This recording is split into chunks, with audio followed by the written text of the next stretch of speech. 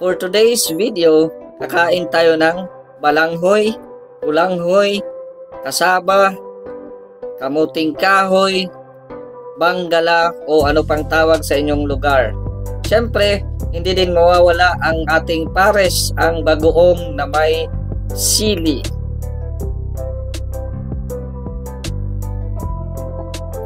So ayan, piniplex na po natin at syempre ako'y takam na kaya kukuha tayo at kainin natin, isawsaw natin sa napakasarap at napakaanghang na ginamos o bagoong. Ayan, yummy, sarap-sarap.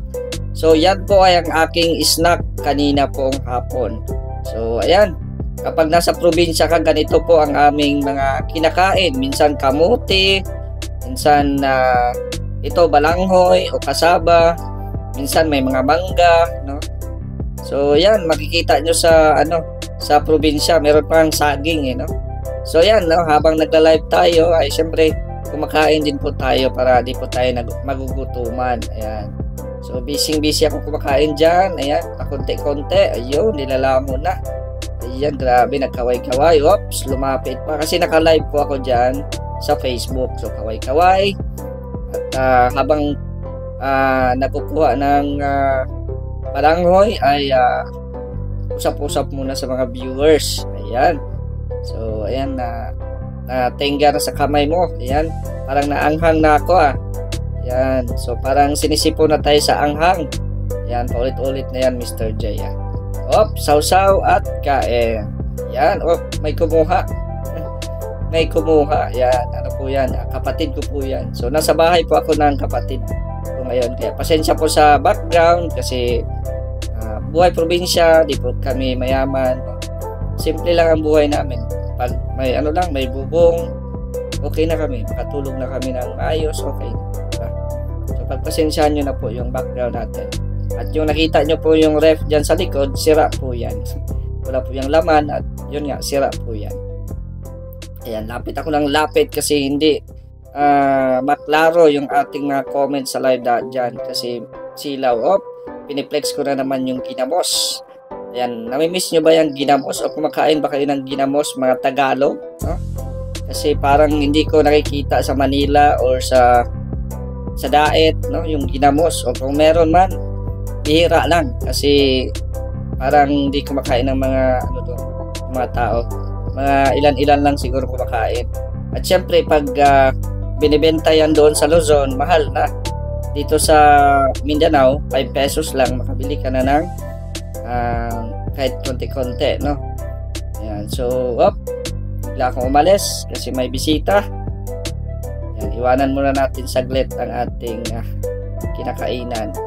Ayan, wait lang po tayo para bumalik po ako. Ayan, yun. Nanghiram pala ako ng cellphone para may may babasahin ng mga comments. Ayan, ino-open ko na.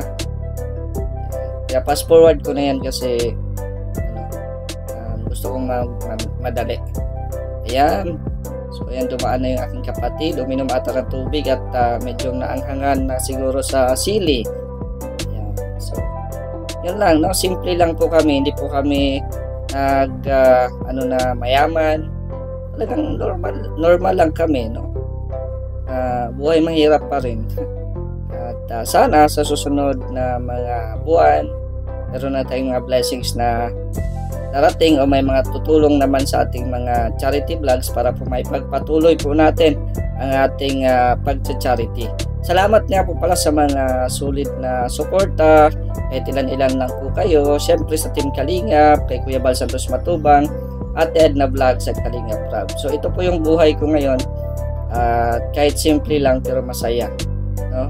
Basta't nandyan lang kayo, suportahan nyo ako para may pagpatuloy at patuloy na makapagbigay ng good vibes sa inyo, no? Kaya nagdrama na ako, kumakain na ako ng balanghoy or bulanghoy, no? So ayan, habang nag-uusap kami dyan sa Facebook, ayan, ako'y tumitingin ng mga comments at yan, piniplex na naman ulit natin yung ating balanghoy o bulanghoy. Ayan, pinapainggit natin yung mga viewers natin, especially yung mga OFW na siguro takam na sa mga pagkaing probinsya, no? Like saging, kamuti, kamuting kahoy, ano pa bang mga pagkain dyan. Minsan yung mga Tagalog o yung mga nasa Luzon, dinalagyan yan ng gata, no? Sarap din lagyan ng gata, kaso ay ano lang namin, parang nilaga lang namin para madali pa. Oo. Minsan yung iba lagyan ng asukal, yun nga yung sa niyog, di ba? Sa akin, naghahanap ako ng maanghang, kaya okay na sa akin yung ginamos o yung bagoong. Pero depende ma po yan sa inyo, no? Sa akin, paborito kasi yung balanghoy na with ginamos. Yung gata kasi ay hindi ako masyadong kumakain yan kasi naranasan ko ding magpupo. Yan, pasensya po sa mga kumakain dyan. So, parang hindi tinatanggap ng tiyan ko yung balanghoy na may gata, no? Kasi masisiar ako agad. Yan, piniplex natin ulit, pinapaingit natin yung mga viewers natin, at ako'y anghang na pero patuloy pa rin na pagsawsaw sa napaka sarap na bagoong o ginamos. Yan. So, simple lang ang buhay ni Mr. J. Pakain-kain lang sa ibang bahay. Kasi sa bahay namin wala nang ulam, wala nang bigas. Kaya kahit wala na, minsan yan na yung namin, yung tanghalian namin, yung saging, kamuting kahoy, busog na kami niyan, no? So gumagala din ako sa mga kapatid ko, meron ba silang mga pagkain dyan, kahit saging, ganyan, kamuting kahoy. So yan, nagluluto kami, masaya naman din po kami, no? Kumakain basta sama-sama. Yan, so nag-enjoy po kami, no? At ako din enjoy at sobrang sarap po ng ating kinakain po. Yellow na yellow po yung ating bulanghoy. Ayan, naghahanap ako ng tubig kasi hindi ko na kaya. Ayan, kinuhanan na lang ako ng baso na walang tubig. Binigyan na ako ng baso. Ay, ayun pa yung isang rep pala. Ayan, lagyan po ng tubig ang baso. Anghang na po si Mr. J. Ayan, salamat sa ating kapatid. Ayan, yung pinag-uusapan nyo dyan. So tuloy lang ang aming pagbabasa dyan sa comments kasi naka-live po tayo sa Facebook niyan para po i-share po sa atin yung ganap po sa ating buhay ngayon na nasa probinsya po tayo. At panandalian mo ng puminto sa Project Charity kasi nag-iipon pa po ng mga tulong na mula po galing sa inyo, no? Kung meron na tayong pantulong talaga, yung sahod ko po kasi ay konti lang, so parang binabudget ko din sa sarili namin, sa pamilya din namin kasi may kailangan din kami mga bayarin, di ba? So ayan, pero laban lang sa buhay, hindi man tayo sumusuko. Inom tayo ng tubig at ako'y parang susuko na din sa anghang. So napakasarap ng bagoong talaga. At syempre, yan, piniplex natin yung ating balanghoy. Ayan, shout out po sa inyo.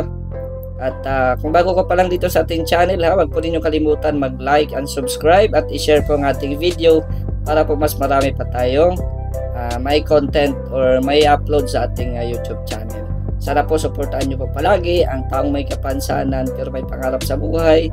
Yan po ay ako. Ako po, si Mr. J, the PWD. Yan. Mamaya na tayo mag-outro. Yan. So, na po, malapit na po tayo mag-end, no? At ako'y busog na rin. Hindi ko maubos ang inanda nila sa akin ng aking kapatid kasi nga po ay busog na busog talaga ako. At di ko na rin kaya yung anghang ng bagoong, no? May naghahanap pa rin sa ating live, so kaya piniplex po natin. Yan, kasi may iba nagsasabi na masarap yan sa gata, pero sa akin nga ay mas gusto ko yung bagoong. Pero depende man po yan sa inyong mood, kung ano ang gusto nyo, asukal o kung ano ba. So next, ano kayang kakainin natin sa susunod na mga videos, abangan na lang po. Basta buhay probinsya po tayo, no? At kung makapunta man tayo sa syudad, lang yun, hindi man yun araw-araw. Kumbaga, kung makapunta man sa syudad, meron talagang bibiliin na kailangan na kailangan. So, ayan po, no? Maraming salamat po sa inyong panonood. It's me, Mr. J, the PWD, ang taong may kapansanan pero may pangarap sa buhay.